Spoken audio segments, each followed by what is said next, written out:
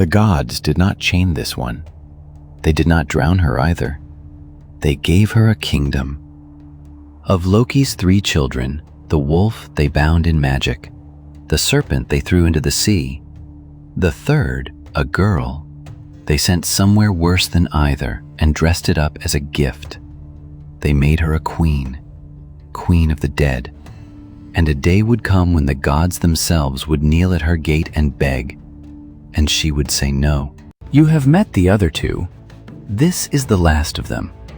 In the iron woods of Jotunheim, Loki and the giantess Angrboda had 3 children, and a prophecy said all 3 would stand against the gods at the end of the world.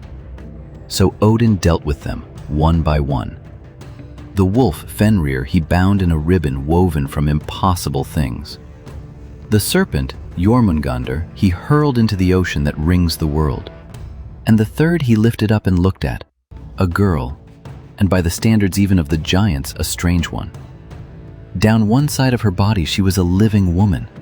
Down the other she was a corpse, gray, cold, already dead. Her name was Hel. The gods could not have said what she had done wrong. She was a child like the others. She had done nothing like the others. But she wore death on half her body, and that was enough. So Odin cast her down, out of the light, below the roots of the world, into the cold and the mist. And he told her that everything down there was hers. Everyone who died would come to her. She would rule them. A child, alone, made the warden of the dead. And then the gods closed the door and did their best to forget her. Her kingdom had a name, Niflheim, the world of mist. And her hall had a name too, Eluthnir, the hall of sleet and damp. Snorri, writing it all down centuries later, could not resist making it grim. Her plate, he said, was called hunger, her knife, famine, her threshold, stumbling block, her bed, sick bed.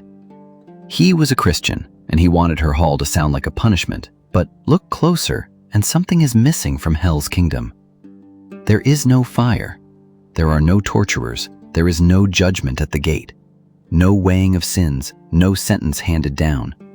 Because Hel was not a hell, not the way we mean the word. And here is the thing almost no one is ever told.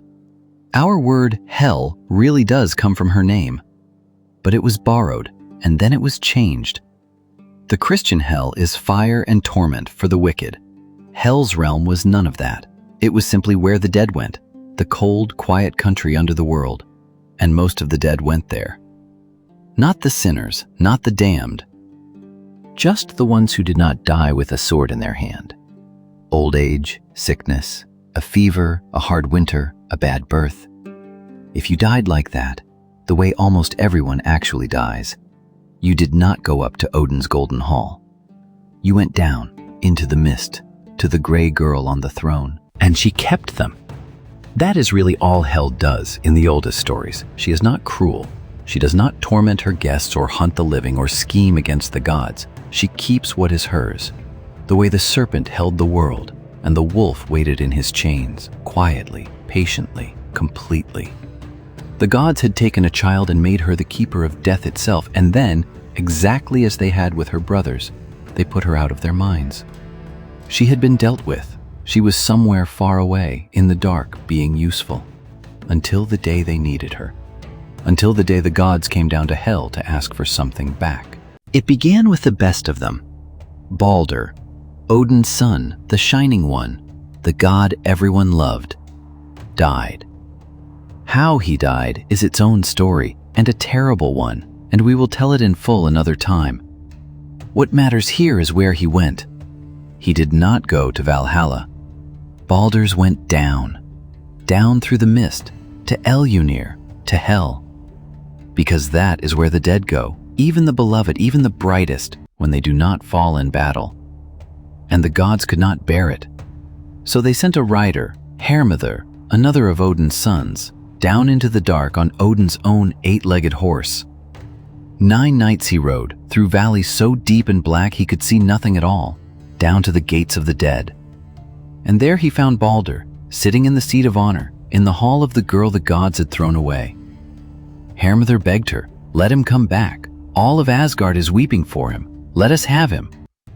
And Hel, the discarded child now a queen, with a god of Asgard seated at her own table, considered it. And she made them an offer. "If everything in all the worlds will weep for him," she said, "then he can go back. Every living thing and every dead thing, every stone and every tree.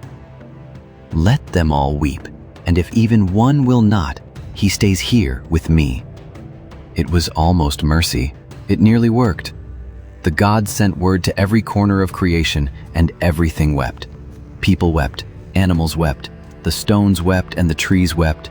Even the cold iron wept, the way iron beads with water in the thaw. The whole world cried for Balder. Except one. In a cave sat a giantess who would not shed a single tear. A giantess who, the story quietly tells us, was Loki wearing another face. One creature in all the worlds refused, and one was enough. Balder stayed. Now stand back and see what the gods had done to themselves. They took Loki's daughter, a child who had harmed no one, and threw her into the dark to be rid of her. And when they finally wanted something, the one thing they wanted more than anything in all the world, they had to go down on their knees to that same child and ask. And she held the power now. The girl they discarded was the one being in all 9 worlds the gods could not command.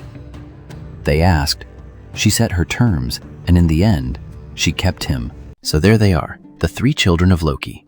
The wolf they chained, and he grew strong enough to break every chain and swallow Odin whole. The serpent they drowned, and it grew vast enough to circle the world and kill Thor. And the daughter they exiled into the dark. They made her a queen, and she became the one power even the gods had to beg. They were afraid 3 children would help destroy them, so they bound one, drowned one, and buried one alive in the country of the dead. And in doing it, carefully, deliberately, out of fear, they built the very thing they feared. A wolf, a serpent, and a queen of the dead. 3/4 of their own doom shaped by their own hands, out of children who in the beginning had done nothing at all. This was the story the Norse kept telling, long after they should have stopped being surprised by it. Fear builds the thing it fears.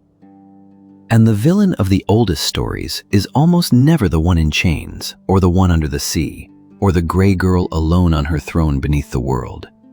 This was the Children of Loki. If you want to know how it ends, how all 3 come home on the last day, the story of Ragnarok is already waiting for you. Ravens of Odin, rest well.